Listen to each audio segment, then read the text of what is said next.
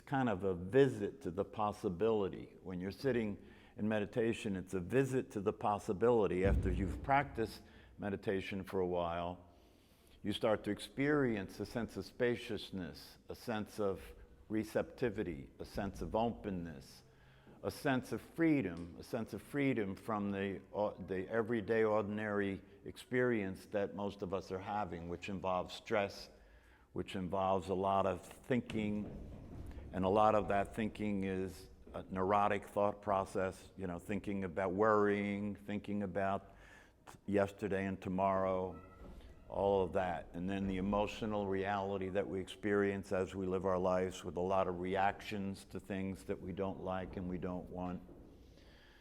So when you practice meditation, if you do it consistently over time, you get to a place where you start to have a mini vacation from the condition that you're normally spending your life in, or your time in. And then if you're practicing meditation over time and you have established a practice, this mini vacation that you're experiencing starts to become a possibility that you're aware of. And if you've been studying the teachings that are the basis for doing a meditation practice, meaning that it's not just stress reduction, no, the practice is about realizing what the teachings tell us is possible. The ancient teachings tell us it's possible to experience a way of being in the world in which we're relaxed, in which we're happy, in which we're satisfied, in which we're experiencing peace. But that's not the condition that most of us are living our life in. Most of us are living our life in a stressful state, in a tense state, in a contracted state. We're living our life in a way that the quality of our life and the experience we're having, whether we're talking about happiness or peace of mind or satisfaction, for most of humanity, that experience is being given by circumstances. It's being given by circumstances. It's being given by how old you are. It's being given by how healthy the body is. It's being given by how much money you have. It's being given by where you live. It's been given by who your family is. That's all circumstances.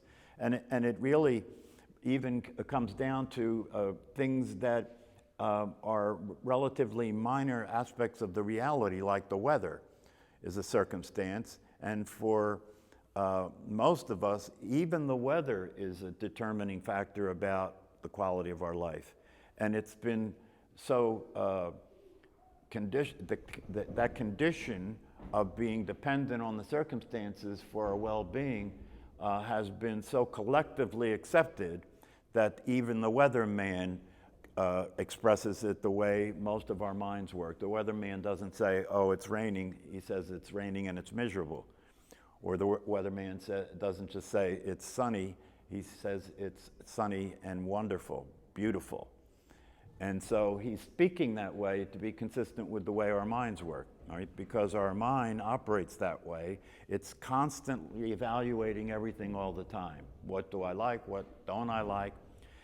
And we have no idea how much of an effect that has on the experience we're having of happiness, satisfaction, well-being, and peace of mind. Even in regard to the weather, if it's sunny, even though it's sunny, but the temperature gets above 85 or 90, right? Then it's sunny, but that doesn't matter anymore. It's too hot, right? If it's raining and it's just drizzle or it's slightly raining, that's still a nasty day, right? Any rain is unwelcome, unless you're a farmer. Any rain is unwelcome. But then if you add some wind to that and add a little harder rain, oh, that's terrible. So that's how fragile our well-being is. Our well-being is very fragile. It doesn't take much to upset it. I mean, if you drive a car to get here and go home, you'll notice while you're driving your car how your well-being is affected by driving your car. These are typical things. And the teachers that talk about how to work with this to relieve yourself of the suffering that comes along with being in this condition, they say, oh, well, start with the weather and the traffic. If you can work on the weather and the traffic, you can get yourself uncrazy about that. you can stop being crazy about the weather and the traffic, then you can move on to bigger things like your relationships with your parents, your relationships with your kids and your spouses. You can move on to bigger things like that and start to deal with that. And how do you deal with all of these things? Well, the ancient teachings tell us, first of all, you have to learn to develop a relaxation response. You have to practice relaxing the physical body. You have to learn to calm the mind. You have to practice calming the mind. Well, how do you do that? Well, the way you do that is to stop paying attention to it all the time, especially the large percentage of the time when it's neurotic, when the thoughts you're having are useless, negative, impractical, unrealistic thoughts, to practice being aware of that instead of identifying with that. That's the way out, to practice being aware of that instead of identifying with that. What do I mean by that? I mean that most of us consider the voice in our head to be me thinking.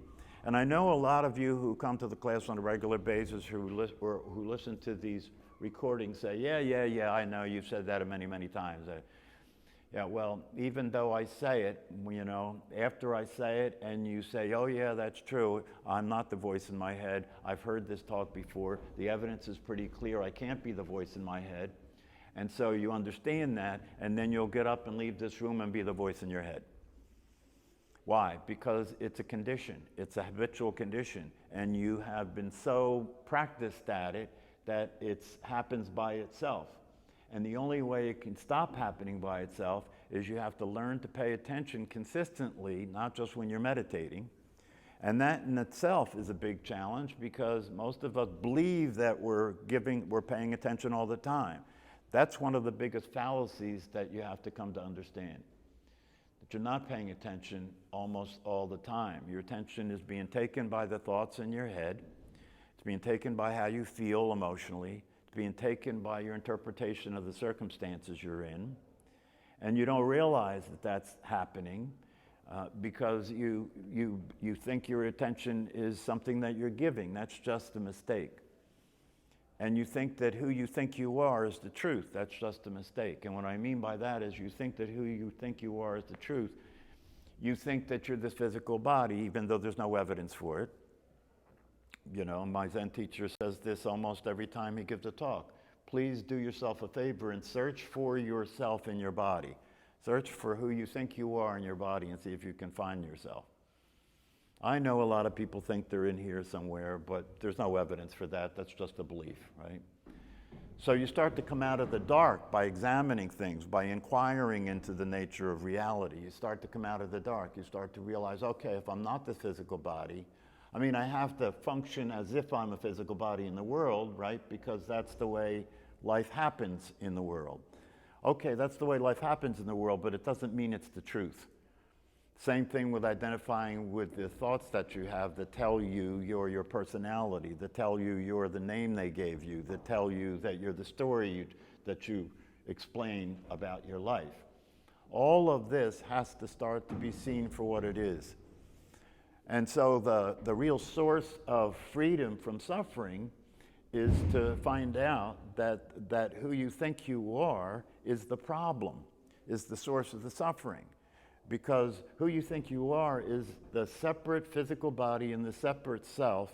And once that's established, so you're separate from the world and you're separate from other people and you're separate from life, now everything's happening to that. Everything's happening to you, right? Everything's happening. So now the circumstances become important because that's what's happening to me, right?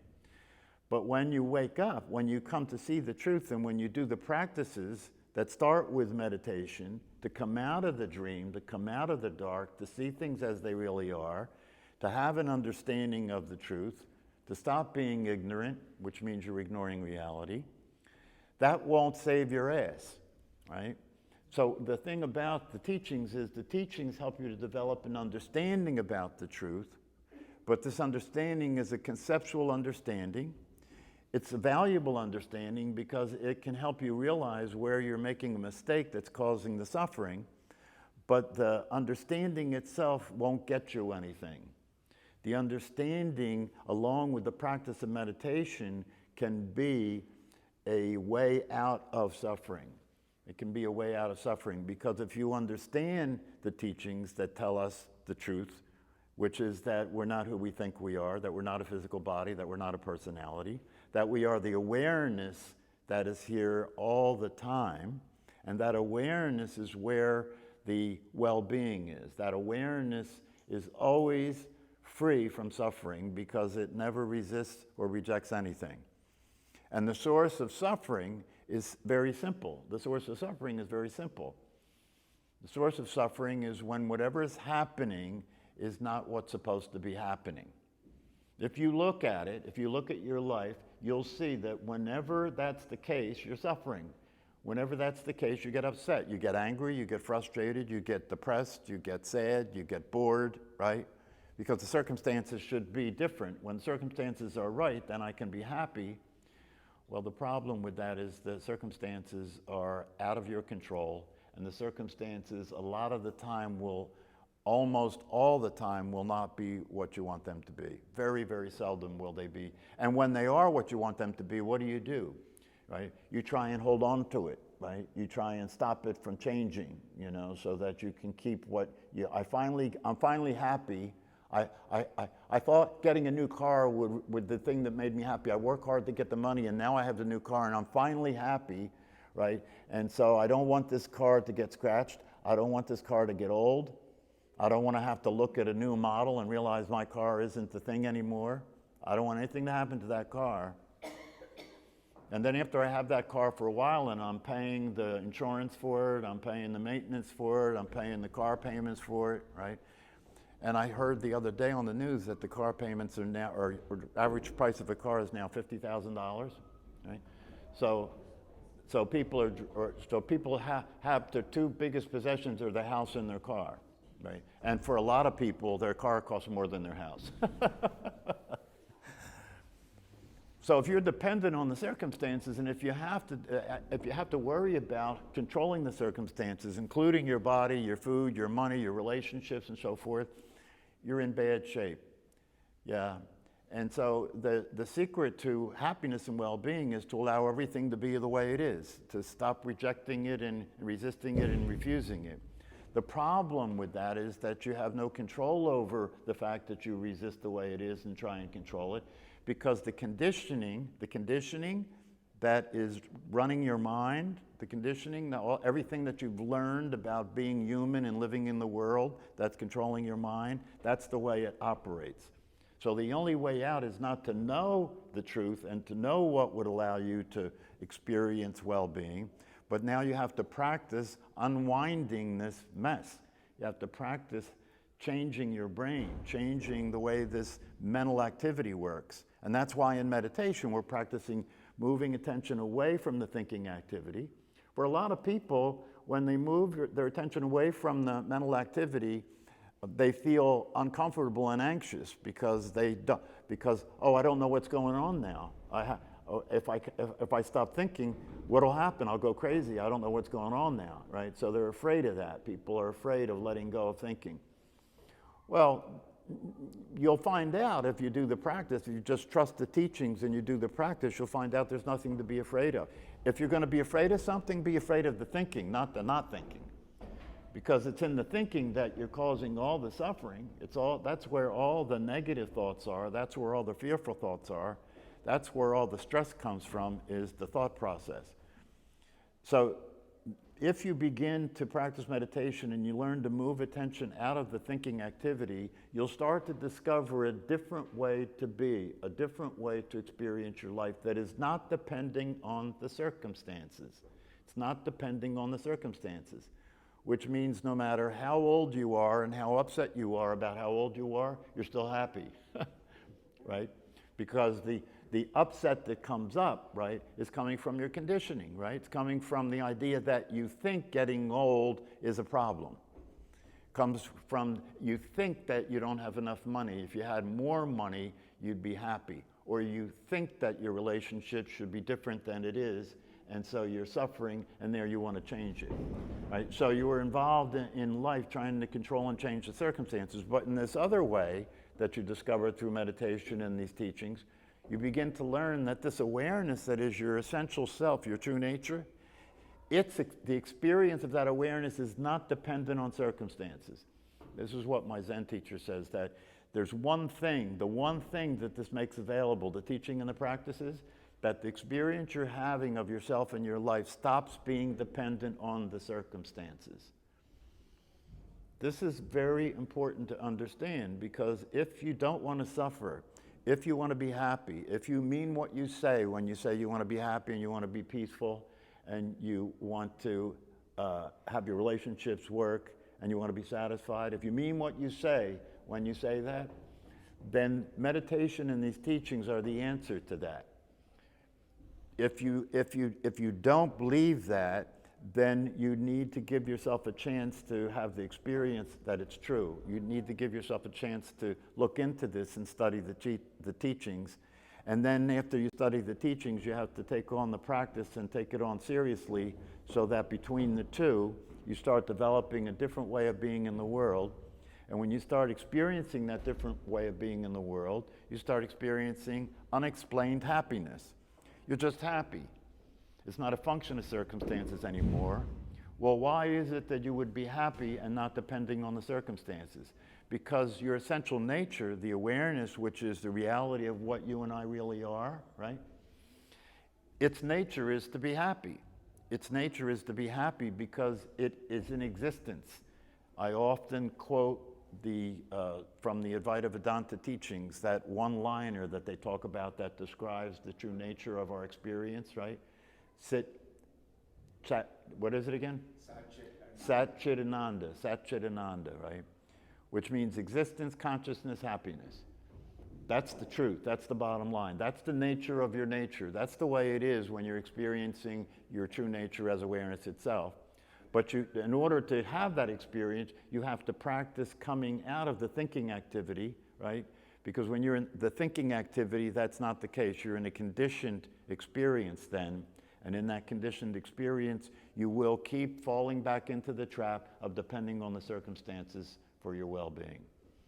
So Richard Davidson, one of the famous brain scientists these days, talks about the fact that well-being is a practice. So if well-being is a practice, what he's talking about is meditation. If you're practicing well-being, you're practicing experiencing your true nature, which is already in a natural state of well-being and happiness. So that's the essential idea about the practice of meditation. And when you combine the practice with the understandings that come from the teachings, you have the recipe for happiness. So what is the truth? What is that truth? And what is the experience? It's the experience of your true nature. That's the irony, is that you have the answer. You are the truth. You are experiencing the answer and the truth all the time.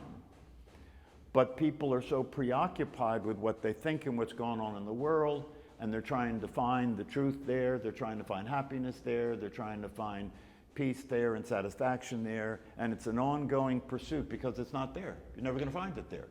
That's just the way it is.